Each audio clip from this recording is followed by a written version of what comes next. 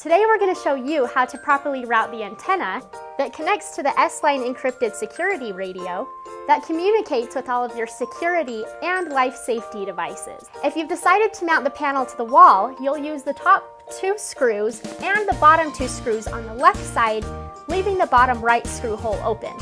The reason you leave the bottom hole open is so that you have a place to put the antenna. Using a small screwdriver or similar tool, poke a hole through the wall large enough to feed the antenna through. The antenna is flexible, so it'll take a little work to get it through the wall. This next part could be a little tricky, but watch what I do and it can help. Notice these 4 tabs on the top of the back plate. They correspond to the 4 points at the top of the panel. To mount the panel properly, rest it on those tabs at about a 45-degree angle. Wiggle it left and right a little bit and you'll feel it fall into place. Next, hinge it downward and use one finger to push the antenna into the wall as far as it will go. As long as the antenna and hanging strap are in place, you can simply snap the panel closed.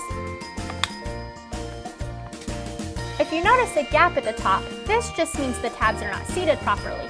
Pinch the top until it clicks into place. Properly routing the antenna will help ensure you have maximum range for all your security and life safety devices.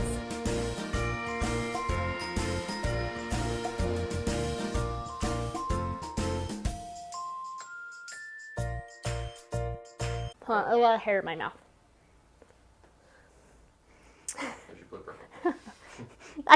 I could feel it right as I started talking. Okay, I'm ready. Today we're going to show you how to properly, I already forgot.